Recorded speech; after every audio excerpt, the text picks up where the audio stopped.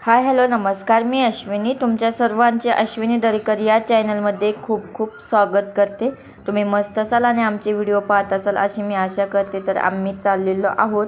तर कुठे चाललो आहे हे पाहण्यासाठी तुम्ही हा व्हिडिओ नक्की पहा. तर मग चला. तर आज होते हे घरी म्हणून काही गोष्टींची इन्क्वायरी करायची होती. तर त्यासाठी आम्ही जाणार होतो आणि खूप जागी जाऊन पण यायचं होतं.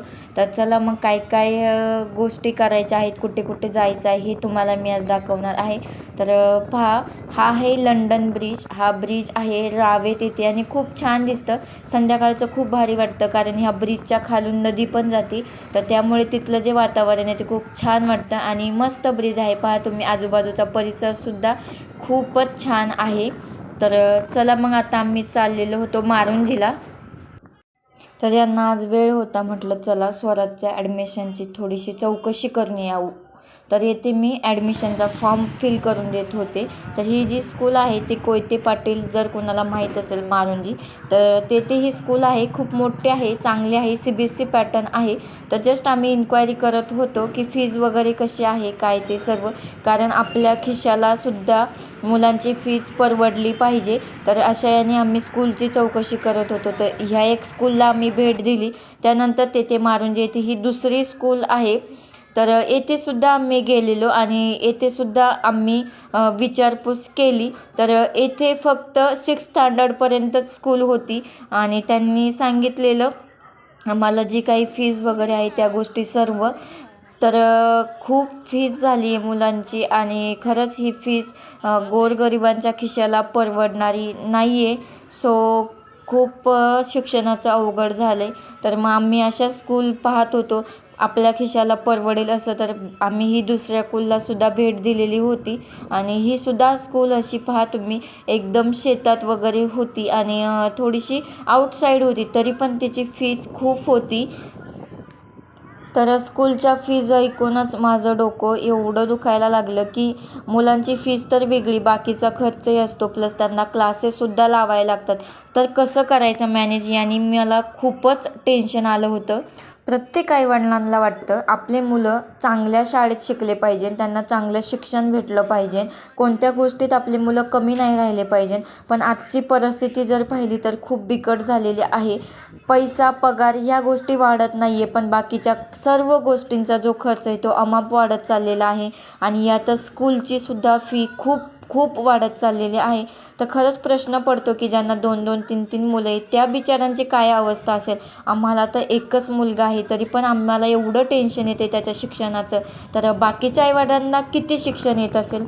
तर मग आम्ही स्कूलला भेट दिल्यानंतर इकडेच आपला प्लॉट होता, तर म्हटलं चला प्लॉटकडे पण जाऊन येऊ. आणि इथे डोंगरामध्ये तुम्हाला ही सोसायटी दिसत असेल, तर जस्ट हे बोलले चल राऊंड मारून येऊ तेथे रेंट वगैरे कसं आहे. तर मग आम्ही येथे चाललो होतो. ही एकजरबियाची सोसायटी आहे, खूप मोठी आहे, अगदी डोंगरात आहे.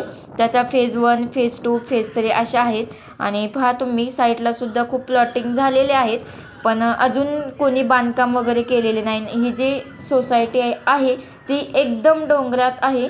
तर जस्ट आम्ही फक्त तिथे फिरून येणार होतो लगेच.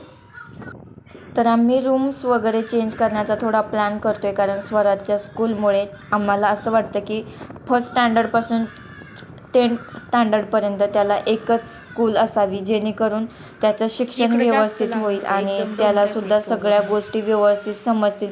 जर आपण मुलांची सारखी स्कूल चेंज करत राहिलो तर मग त्यांना तेवढ्या सर्व गोष्टी ॲडजस्ट करायला खूप वेळ जातो.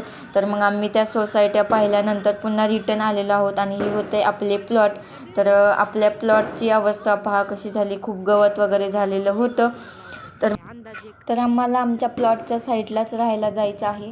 तर ते प्लॉटच्या तिथेच आमच्या पहा इथे कांदे वगैरे लावलेले दिसत आहे तुम्हाला आणि पुढे छान बांधकाम चाललेलं. तर जस्ट आम्हाला ते स्ट्रक्चर होतं ते खूप आवडलेलं. तर मग आम्ही फक्त ते स्ट्रक्चर घराचं कसं बांधलं आहे ते पाहण्यासाठी इथे आलेलो आणि यांनासुद्धा ते स्ट्रक्चर खूप आवडलं.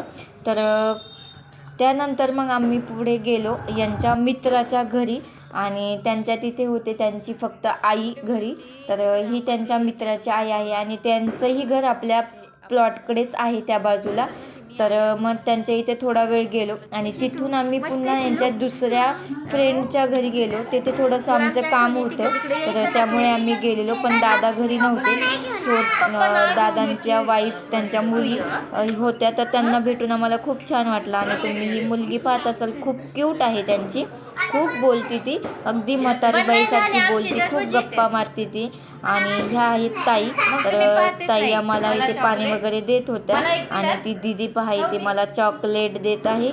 त्यानंतर मुलं त्यांचा एन्जॉय करत आहे, किती हसतायत पहा तुम्ही.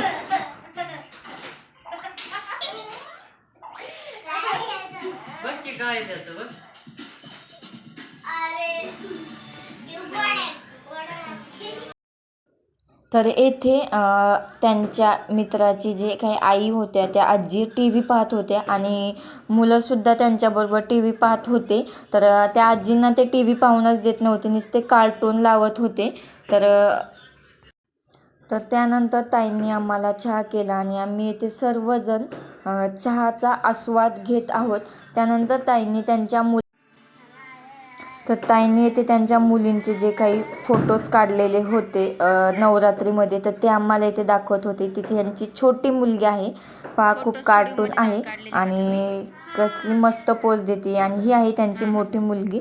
त्यांची मोठी मुलगीसुद्धा खूप क्यूट दिसते आणि ती दिसायला मला खूप आवडते. आणि जी छोटी मुलगी आहे ती मला बोलायला खूप आवडते, कारण ती एवढी छान बोलती की तिचं बोलणं ऐकून एवढी हसायला येते.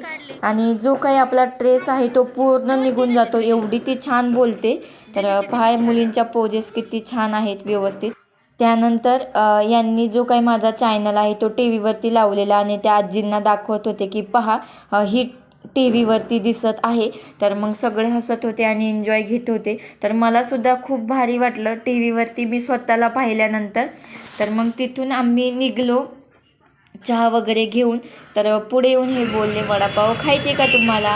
तर हे टांगे चौकातला श्रीपाद वडावाले खूप प्रसिद्ध आहे, त्यांचं वडापाव खूप छान आहे. तर हे बोलले चल आपण एक एक वडापाव खाऊयात. तर मग आम्ही येथे होते उभं आणि हे गेलेले वडापाव घ्यायला. तर चला, गरम गरम वडापाव आपले आलेले आहे आणि त्याबरोबर मस्त चटण्या असतात 2, खूप छान होते. आणि तुम्ही पाहू शकता वडापावची जी साईज आहे ती सुद्धा खूप मोठी आहे. तर 2 वडापाव खाऊनच आमचं पोट भरलं. तर त्यानंतर मग स्वराजला खायची होती पाणीपुरी आणि आम्ही आलेलो होतो स्वराजला पाणीपुरी खायला घेऊन. तर मग चला फ्रेंड्स, तुम्हाला हा व्हिडिओ आवडला का? जर आवडला असेल तर नक्की लाईक करा, कमेंट करून सांगा. आणि अजूनही आपल्या चॅनलला सबस्क्राईब केलं नसेल तर नक्की सबस्क्राईब करा. चला भेटूया अशा नवीन नेक्स्ट व्हिडिओमध्ये. तोपर्यंत बाय बाय.